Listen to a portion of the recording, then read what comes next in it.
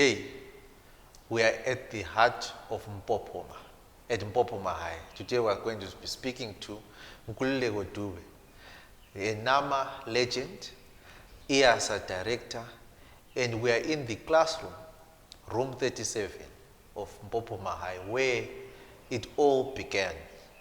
Welcome to the program, Kulego. Thank you very much. It's a nostalgic moment to be in this very room, room 37, which actually gave birth to Inkululeko Yabacha School of Arts, Iyasa.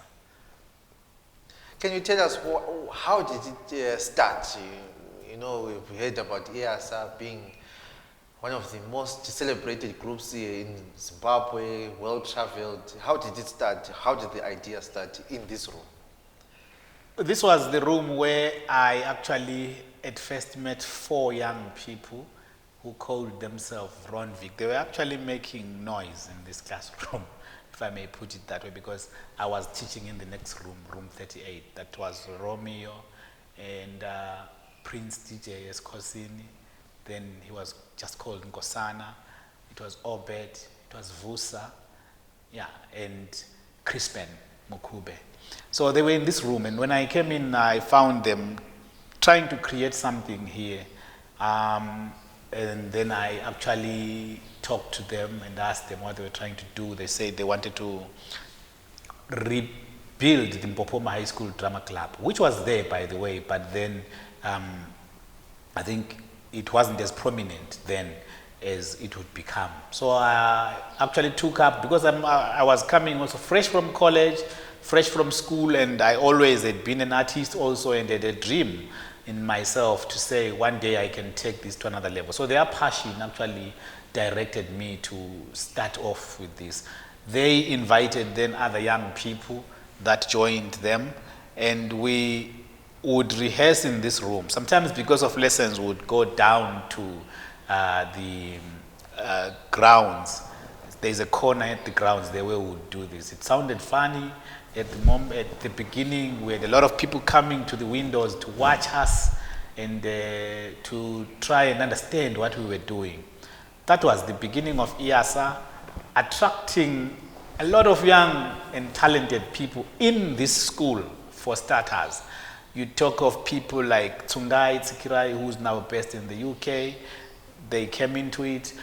And at one point, it was just, you know, there's always this animosity between O and A levels. Right. So it was an up to O level kind of thing, where the A levels thought this is not for us. But later on, joined by people like Prelude, Sibindi, and also some young people that were coming from first classes, you know, because the idea was growing and they were becoming the talk of the school. So before Iyasa was the talk of the town or talk of the city and then talk of the country and talk of the world, it was talk of the school. This group of young people, energetic, doing amazing things, especially at school events. Yeah, and the dream began right here. We then innovatively came up with a video for the song Waza My Fohloza from Mongeni Ngema, which we then performed in the school, for starters, and it attracted ZBC. Then they shot a video, a park in Mpopoma, and it became popular. Suddenly then attracted a lot of attention, weddings, events, and all that. And we only then had prepared 3 songs. We would perform those songs, I think 10 times at one wedding. You know. Which songs were these ones? That was the song from Mbongeni Ngema Sarafina. We had one song we actually recorded on our own with Vincent Kurure, Bam Jive, and then we had Waza My Fohloza. So we'd do those songs, stop, and then later on go back on stage. People want it again, and we do it again. So that was the beginning of this musical performance, which I always call the dance revolution. You know, and we attracted the good and bad. The good was that a lot of people saw potential in what we were doing, especially parents, because we had a strong connection with the parents of the young people that we worked with. So they really encouraged us to take up this, and they realized that most of these young people now had something that they could be doing besides other things. When I talk about other things, I talk about negative things. Parents were really excited to see their young people getting into something positive, something that was actually promoting their creativity and taking away a lot of their time in a positive manner, because Mpopoma is right at the middle of, the other exciting thing about the school is it's at the middle of, it's an epicenter of a gas, if I may put it that way. There's Dube, there's Mpopoma, there's Ntumbane, there's, you know, number one, number two. It's at right the middle of, it's the hub of Iyasa, the hub of Emalokishini. So this is where young people meet. If you talk about the young people in Emalokishini, nobody doesn't know Mpopoma. So it was good that we were doing this and they were excited. And I must also say the school really took it up, supported the idea and promoted the idea. That's how Mpopoma Drama Club would then go and perform at all the other schools. There's no school in Bulawayo, and I must say across Matabeleland, that Iyasa did not perform, or Mpopoma High School did not perform at. The negative was then, you know, there's always the academic side of things versus the extramural, or as they call them, activities balance. Where here were these young people, we also had some of them that already were very brilliant at school, and people got nervous about what then, what do they happen? Are they moving to the arts and forgetting about school, or is this a distraction, or it's something that they should pursue? So it was one thing that we really, me also as a teacher, I said I should ensure that they don't lose focus, because I knew they would need their education later on. So it also became a condition that for you to work with Mpopoma High School Drama Club, you need to take your education very seriously. I would follow up with teachers, fellow colleagues that I worked with, and they would always give me reports as to how the young people that we were working with were performing. Yeah, and the idea ballooned to city level, to national level, and attracted international attention, firstly through Americans that came to the school, and they said they wanted to invite Mpopoma Drama Club to America. When was that? That was in 2000. I think it was, yeah, in 1999 they were here, the Americans, and we took them around the whole city. And we also did a lot of performances, Complex, Makokova, all these places. And they loved the idea, and we also had a performance called Welcome to Africa, which was actually coined for them. It was a musical that brought together dances and theater and music, working with Umkati and Savuga and Sia, I think then, who came and actually workshopped the young people. We put up a production that was called Welcome to Africa, and the Americans loved it and they wanted it to come to America, but there was no money. There was totally nothing then. So because of me being a dreamer and them also being people that believed in the dream, we started right here in this school a lot of small projects to try and raise money. We talked to the school. We were selling eggs. You had the likes of Sandra. Sandra was at Founders before, and then she joined the school, and she came in and worked with us as a poet for starters. She was a poet? Sandra was a poet. Sandra was actually a poet before she became what people now know her to be. You know, very, very powerful, confident young person, a strong poet really. And also, one thing about Sandra, what I see today, Sandra was a goal-getter, even here. So she came here, she would organize small events. We had birthday parties, we sold cakes, we sold eggs to try and raise money for flights. How much was it? It was a lot. Naturally, you would be talking about 14 to 15,000 US dollars then. But we were selling eggs to raise that money. Until, of course, we attracted the attention of the then Professor Jonathan Moyo, who made a contribution to them flying to the States. Yeah. And we were nervous because the dream was big. but most of them were falling out of school, meaning they would be leaving Mpopoma High School either after A level or leaving after O level, but they wanted to continue. In America, I must say, going to America, to Seattle, at that age was also a turning point for most of them who realized there was something about this. So when they came back, they pushed for us to create the professional group that would be Nkululeko Yabatsha School of Arts, Iyasa. Okay. So how did you come up with that name? Was it an epiphany or? Yeah, Nkululeko Yabatsha School of Arts. Some people say, how's your name in it? I say, to be honest, also, when I asked my father how I was born in 1975, how then would I become Nkululeko, as if it was 1980 when we got independence. Yeah. And he was clear that it was actually about trying to say we really needed freedom. We wanted to be free, and therefore that's why we called you Nkululeko. So thinking of it, Nkululeko Yabatsha, you know, we got a lot of resistance, especially because these were young people that were coming into a sector that had already a lot of myths about morals in it, and about should young people even be thinking about being musicians and dancers and actors. That's number one. Number two, it was also about, okay, you know, a lot of groups are looking for talent. They are not looking to create the talent or to train the talent or to inspire the talent. So we had a lot of groups where I worked with a lot of young people that were average or that had it in them but didn't think they would have the guts to go to these other bigger professional groups and be something. For starters, with their age, for starters, who are they? What have they done before? Okay. So that's where the name Nkululeko Yabatsha came from, freedom for young people. I was thinking about a space where we don't audition. I always hear people saying we're doing auditions. At Iyasa, we don't do auditions. We give every young person who thinks, even if it's just a thought, who thinks and believes that they do have it in them, they can, maybe they should.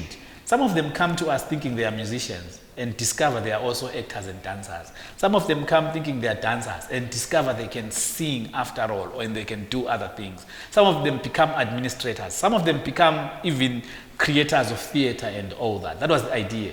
A free space, freedom for young people, a space that is free, that welcomes all young people who have an ambition, and then they can then discover themselves among themselves. Because a lot of what we do as adults is to pour into the young people our ideas and thoughts and how things should be done.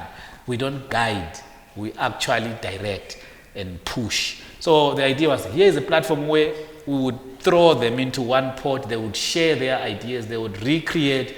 I would come in maybe with my creativity and also skill of direction to just guide them into one thing. But a lot of art that has been created by Iyasa has been created by the young people themselves. I don't take all credit for it, which is why I always say that for me, when you talk about Iyasa, you're talking about a collective.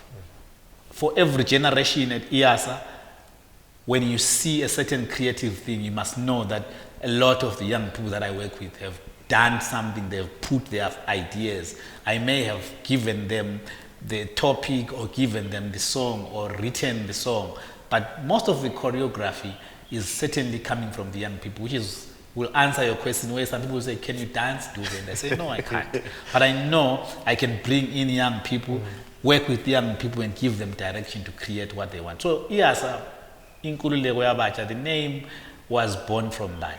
And also the rise, you know, Iyasa being a name also that says in English and IsiNdebele, rise, you know.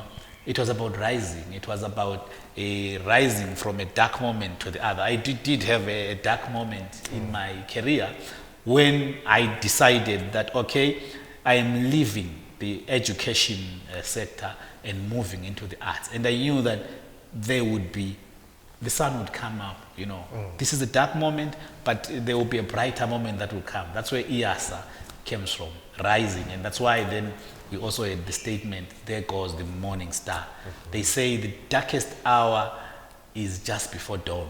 And the first star that comes out is in Vusa. So that's where the there goes the morning star came from. Okay. So you talked about your darkest moment. How do you look at that as your darkest moment? Then I would look at it as my darkest moment, but then now when I look at it as a moment where I think if it's God, or if it's my ancestors, or if it's any other force out there, helped me or pushed me into who I became. To be honest, maybe I could still be at this school, I could still be teaching, I could still be, you know, directing young people here at a drama club and doing things within this, because it took me out of my comfort. It took me out of my comfort zone and pushed me right into the forest, and I had to survive. And survival meant that now everything that I thought was just a dream, I had to come up with ideas to make it real, you know. And yeah, it was a turning point in my life, really, more than maybe what I then thought was a dark moment, because I decided that this was the time to move on and the time to build my dream. Okay. So I want to take you back. Not many people know where and how you grew up, and how people, maybe there are people who inspired you, or what shaped your life as Dube? A lot of people. A lot of people. The word is always collective. My story is collective. I can assure you there are people like Obert who were always, even at the peak of his career, coming here to work with me. We did projects together. The ISPO program that we still run for schools as Iyasa was born out of my relationship with Obert. As Imbongi, Obert would invite Iyasa to Harare, and they would train these young people in various skills. Every holiday, 2 weeks we would spend at Imbongi, or 1 week at Imbongi in Harare, and come back. On his resources and on our resources, nothing really was funded. People like Mbongeni Ngema, who, as far as they were, actually, when I reached out and said, there's something I'm trying to do here, were very welcoming to me, to guide, to give ideas on how to do. And even when he came to Zimbabwe, he came to sit down and watch us perform. He was here on a private visit, but he did come, and actually inspired the young people, gave them a lot of insight into who it was. Umkati Theatre, who now are our partners, then they were always in this school working with Iyasa, Savuga, and of course one of them is late Tembani, where Savuga, where Richard Ndlovu, one of the renowned choreographers, comes from. They were always here working with Iyasa. They actually took Iyasa to Swaziland at one point. A lot of people. You talk of people like Raised on Baya. When I was at Mzingwane High School, I didn't miss the Sunday news paper because I knew there was a story about Raised on Baya, and I always read about him. And they also came in and did a lot of workshops. Sticks Mhlanga, they had this program where they invited us. And Amakosi, of course, Umkosi Wabacha. I don't know if some people know about Umkosi Wabacha, which was a program that actually promoted a lot of young talent. We were part of that, alongside young people, or people that we now look up to, like Uskonjo, Babongile. I worked with Babongile at Mzingwane High School. We were friends, we were brothers. Until now, we are. And yeah, so my story is a collective one. But then I didn't grow up in Bulawayo. I grew up in Plumtree. There's a place called Enguluveni, which is down Gomaninji, close to the Ramakwevane border. That's where I grew up with uncles. And because my grandfather had a house, a Pelandaba, and then moved to Mpopoma, to Mpopoma, block 11. Okay. That's where I would be. Even when I was a teacher, I would go and mark my books there and come here. there was an old man, we called him Upepezela, who used to go around these houses in Malogichin playing a guitar, and he had these two puppets that would dance. Okay, yes. It was amusing, you know. It was amusing. So it's one thing that then me and my uncles took an idea from, went to Emakaya, safika sabuzama. We would go imizi yonke, you know, picking 5 cents, 5 cents, 5 cents. So in the way, we would come in and say, okay guys, no, we want to try something for you. And my uncle would play a guitar. I don't know if we even had a tune, but he would play and we would collect money. So it's been a dream that even when I went to college, I went to university, all my theses, all my projects were about theater, about empowering people using music and dance. Yeah, it's something that I had in me from, I can't call it birth, but from really early age, and also throughout my education, it was always lingering. Those that went with me to college will know I did create drama groups at college, at university. I did create the same things that were actually recognized, and still up to today some people say, no, we see why you were doing that. So it's been a dream of a lifetime. A very big one. There's a, you know, when you are growing up, was there any indication from maybe if your parents were, you're talking about your friends, your parents, was there any indication that they saw that you are going to be this person that you are right now? Yes, I can say I'm very lucky to have parents that always believed in what I did. My father is an educationist, a very well-known school head from Bulu Secondary in Plumtree to Mzingwane High School, where he mentored a lot of professionals that we know today. So he was always an inspiration, and he also, as a school head, supported my dream and others when we were creating the Mzingwane High School Drama Club, which also what was his name? What is his name? Paul Randa Dube, Piara. Okay. Most of him know as Piara. A very strict man, but a very, very understanding man in terms of he knew what it meant for someone to follow their dreams. I think he's one of the person who has been pivotal in creating me, who I became. How? Because he also he said, I'm your parent and I'm going to give you standards. I know you are into this and you want to do it. So the standard is you also have to go through your education. I had to fulfill his dream about me first. And then after doing that, I then could choose what I wanted to be. And he really made it very, very easy for me. When you talk about backing the family, I know my Ukulu would say, my grandfather said there's Ungochiwa, who was my great-great-grandparent, who used to go around in South Africa to Zambia. He had a guitar.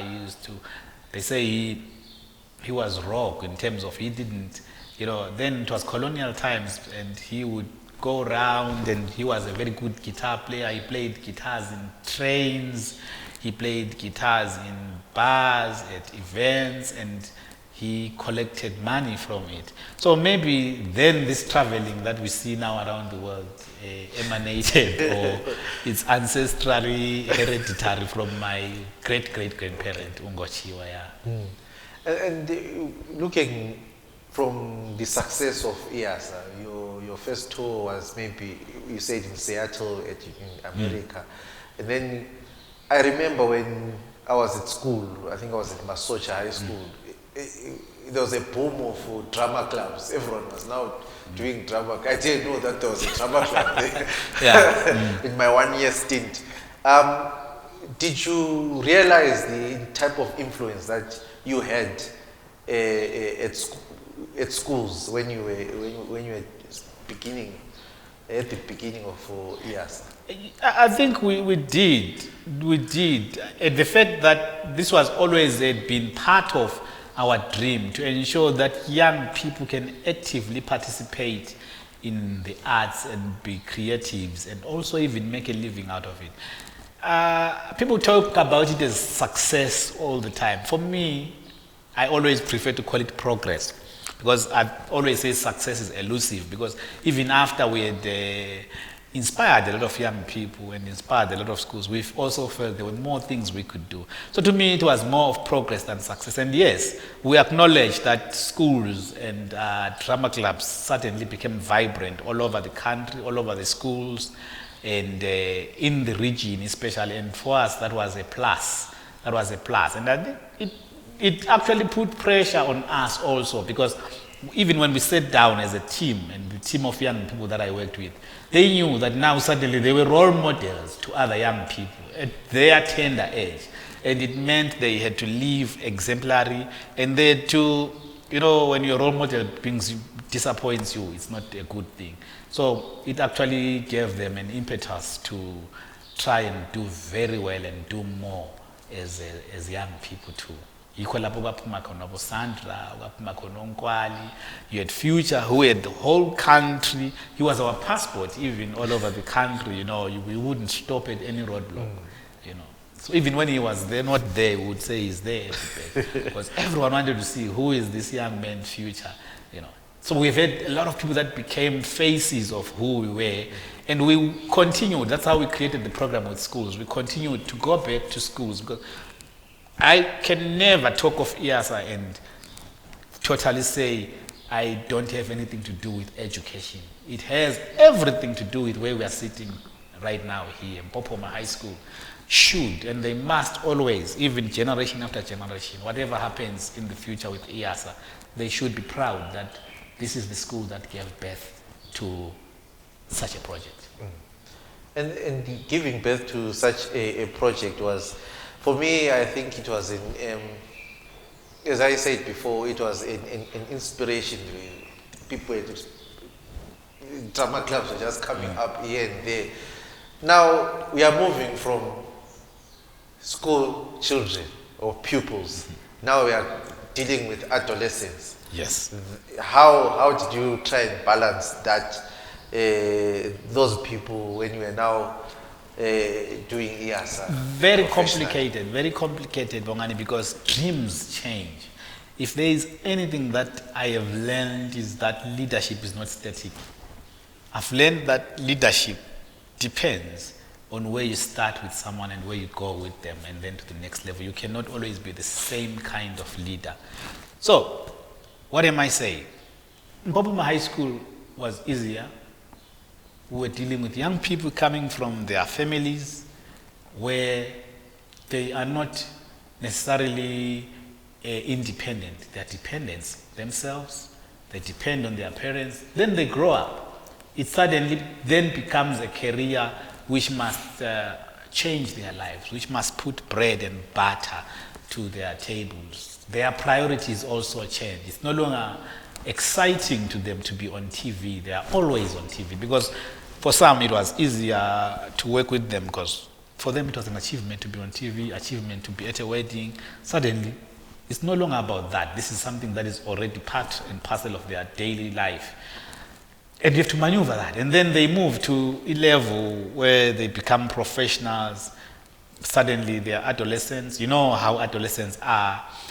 And you then are seen as the parent, as the ultimate mentor, to try and ensure that you don't lose that balance. And then the next level is when somebody like Sandra says, okay, I think I've got what I wanted from Iyasa. I need to move on to the next thing. Tsungai moves to the UK, Future moves to Austria. A lot of people are coming out of the group. And they are seen as faces of this project.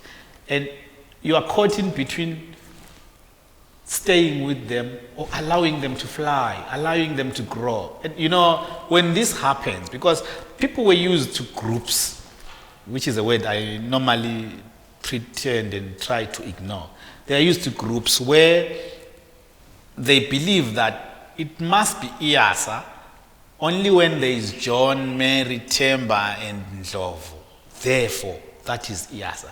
And when Ndlovu is left, it's no longer Iyasa. So we were trying to create a project that is not name-based, which is not, it doesn't stick to certain names. It doesn't belong to the names. It's a project where you can plug out people and bring in other new young people, and it should go on. And it was never easy. So moving from one generation of artists or young people to another was always complicated. You'd get a phase where just because people are used to seeing Sandra being the face, or seeing Future being the face, or Mkwali being the face, Letemba, Pepsi, at every moment we're the stars of the moment. You know, so when they moved on to other things, it would always, then you would think the boat is actually about to sink. But then, because we got experiences, we went on of how to bring in new talent. Because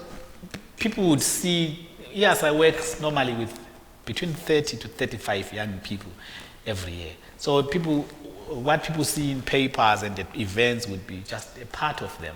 And with other young people coming in from our junior policy, if I may put it that way. So trying to put that. At one point we did try, Bongani, to come up with two groups where we had Iyasa seniors and Iyasa juniors. And it also created its own complications, because then that was a process where suddenly people want to have Iyasa. Then they say, I'm a junior, I'm a phone. And you knew this destroys the younger people. Or then you have a lot of copycats all over the country who are saying, when they are asked, who are you? We are juniors from Iyasa. So again, it affected the brand, because then you would get complaints from people that probably didn't get a service they wanted, and they say it was Iyasa juniors. And you're thinking, which juniors? Because you know where your junior team was, you know. So that's how we abolished that, and again continued, at least to try. Now what we do is we always mix senior and junior, and so that they grow into each other or grow into one entity. It comes with a lot of complications. Traveling also came with a lot of complications. We stayed a lot of time away from home. Half the year you are not here. Yeah, and also you're talking about people, they grow up, they want to start families, they have relationships. It also created a lot of complications. It's been, for me, it's a lesson which I continue to learn every day. Okay. And then we talked about staying away for 6 months and all that. And where exactly are people with these kids staying? Because we have been hearing reports and rumors and claims that people will be staying in squalid conditions and will be performing what we call the sun basking type of thing. Yeah. So we just want to find out where were they staying? I'm happy now that we are now in the what we call the digital age, where everything is there for everyone to see. I can safely tell you that Iyasa's programs were created by promoters, very professional people, professional theaters, professional promoters all over the world. Wherever we went, we never left Zimbabwe. I don't remember at any point where we left Zimbabwe without a project that we were going to do. It would be complete. We even knew that when we are leaving on the 1st of, usually it would be then in May or in April, maybe in August on the 6th and 8th we are coming back with a clear program of where and what we are going to do. And to just demystify all the myths, we had proper accommodation. All the artists that we've worked with can assure you, because we would rent flats, you know, and we would stay there in very comfortable positions where everyone or people would share rooms just like they do in hotels, two. And then also we performed at proper theaters as Iyasa. If you would find us doing something in the street, which then would be either a promotion of a show that is coming up or a promotion of a festival that is coming up. And I respect artists also that do basking, you know. There are artists that do basking, which is quite common in other countries. I'm trying to think which country I went to, because in other countries it's not allowed. It's not allowed. Most of the countries that I went to, you need a license to do basking. Okay. So I don't remember us doing, really saying our source of income and our performance is about basking. And I must say, quicken to say there's nothing wrong with busking. There are artists that have made a lot of money out of busking. But as Iyasa, it was mainly in theaters, at festivals, and in schools, because we worked with young people. So a lot of the work we do in Europe is in schools. We worked in Vienna with the theater. We worked in Turin with a theater company, which we have links all over the world. Proper theaters that we work with, they also come down here, we do projects, and we then take them to Europe. So some of these things were because then we were living in an age where information was not moving very quickly, and it was not easy for people to see where and what we are doing when. That's why I'm saying I'm happy we're in the digital age where people would see what we are doing, you know, and people record these things and put them on internet, and you can see where we are performing. And remember, outdoor life in summer in Europe is a big thing. It's really a big thing. There's this belief that when you are going to perform, you need to perform. There's one country, for instance, I will tell you about, Czech Republic. Outdoor performances in summer are a huge thing. They have beautiful theaters and beautiful venues, but because the sun is out, the sun is never out very long in Europe. When the sun is out, they prefer to be outside, which is why a lot of performers and also promoters will create a lot of outdoor events, and there's nothing at all wrong with that. We took care of our artists on tour. They were transported in proper, and they are still transported in proper means. Yeah, well above average, and also very, very standard way of living. I think otherwise we wouldn't have done it for more than 20 years. Yes. So it must be stressful or stressful since you are a father, you're a husband. How are you dealing with all that? Traveling out of the country 6 months on end, and then you come back, then there's another full-on program with the group, or as you say, it's not a group, maybe with the family, your extended family. Yeah. How are you dealing with balancing that, being a father, watching your kids grow up, and being a husband? Very difficult. It's very difficult to be away from home. Just like anyone in diaspora will tell you, it's easier now again because of the digital age. But you remember, we would go for months, and it's very expensive to call. When I started touring, we would go to these call boxes. We had days as a group where we would go to call boxes and throw in coins and talk and exchange. Somebody talks to their mother, the other one talks to their father. So yeah, also for me, it was quite strenuous. My firstborn son, Bongeni, was born in the year 2003, and my second-born was born in 2016. So that must 13-year difference. 13-year difference. That must tell you something about the kind of life we would live because of being away from home. How did we cope?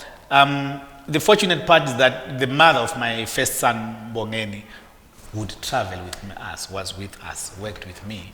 And later on, I then in the later stages encouraged, particularly in my own capacity, was to ensure that at least I invested in ensuring that if we are on a tour of 3 months or of 6 months, for instance, at least I would go for 3 months on tour, and then in the middle of the tour, I either come back home to be with family for 2, 3, 4 weeks and go back on tour, or I would bring in my family to Europe for a month or so.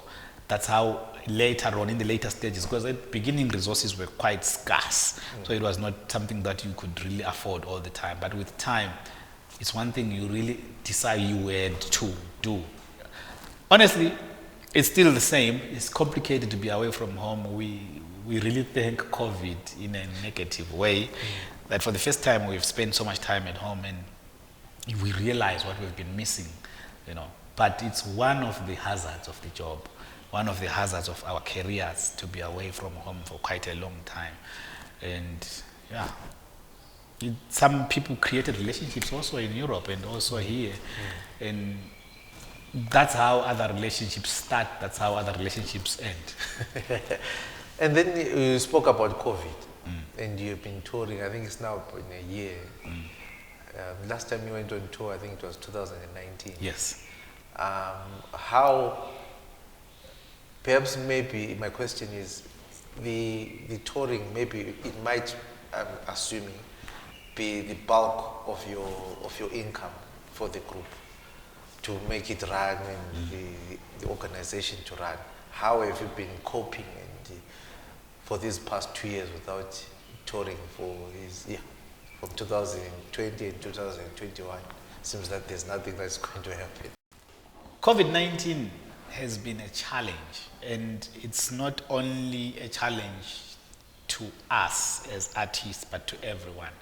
And you are right when you say that touring has been, Iyasa is a traveling group, and for those 10 to 15 artists who always got a chance to be in Europe, to work in Europe, it was a chance to at least make more than they probably did here in Zimbabwe. And even if we talk about in Zimbabwe at the moment, there wouldn't be any other performance. So the truth of the matter is we are in a difficult situation at the moment where it's not easy for artists to sustain themselves.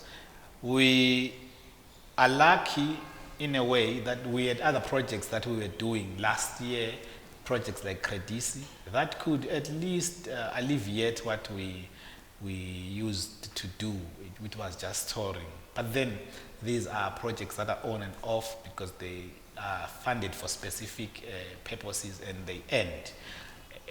You now want to look at finding other means for funding your sustainability.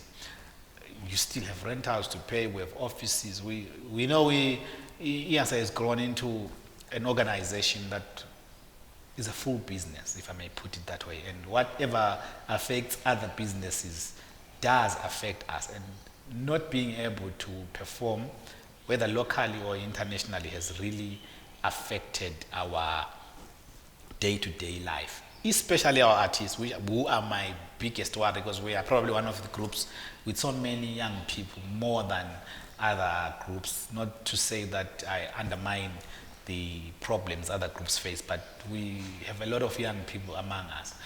We have encouraged a lot of our artists to come up with mini projects out of their own creativity and help them and support them.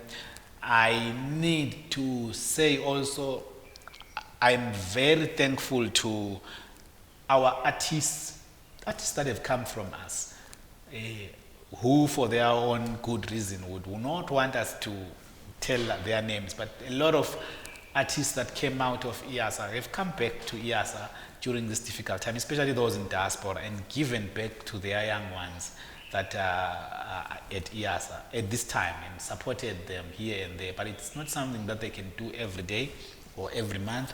Online also, because of the name and the brand, we've been lucky here and there to find corporates and other brands that want to work with Iyasa online. But truth of the matter is, this is not enough, and we do hope that there should be, something must happen to improve the situation. Otherwise, then we are really in a difficult situation. I do hope that, and I am also confident and really preparing myself, because I don't think even when things get better, touring will be the same. There's a lot that is going to change. It's something that we need to adopt and adapt to, because it's going to change. It's certainly not going to be a switch on and switch off kind of thing, where, okay, it's back to normal. There's no more normal. This is the normal, and we, as everyone else all over the world and every other creative across the world, are trying and seeing and hoping that we can come up with new means to ensure that the sector survives.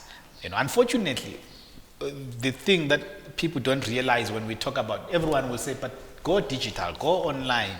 Yeah, this is where the world is going, but where are we as a country? Where are we as young people? We are talking about Inkululeko Yabacha, we're talking about empowering young people. that don't have probably the same resources as other people that can just throw whatever they have on online and sell what they have online and get returns. It's easier to be online, on Facebook, on other means, WhatsApp and all that, but to monetize that, to ensure that they can make a living out of it, it's not going to be a thing that we can achieve overnight. I think as a parting shot, if you could look at back into your life, back into the career as a Iyasa director, do you have any regrets and any successes that you, or maybe anything that you are proud of? I'm proud. I will start with the good. I'm proud of every person that has believed in Iyasa. I'm proud of every young person I've worked with, a lot of them. And yeah, to me, this is what keeps me going. When I see them living and doing good things and taking up their dreams and moving on in life, which was always my dream, to empower them, you know. I wanted to teach them how to fish and not to give them the fish, and most of them are already fishing on their own. That's one thing I'm proud of. And I'm also proud of every person who gave Iyasa a chance. Whether it's in the media, whether it's at a wedding, wherever. Iyasa has been to Cholocho as much as they've been to Seattle. Iyasa has been to so many remote places as much as they've been to so many amazing places in the world. So that's one thing that when I look back and I see, it gives me a good reason to go on. Regret? No regrets, but a lot of lessons.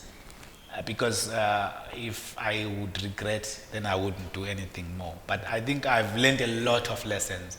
We are all human, we err, we learn every day, we fall, we make mistakes, and I'm one person who doesn't like dwelling a lot on errors or on things that we could have done better. Instead of dwelling on that, I always make sure that every situation I've moved out of, I then deal with it in a better way.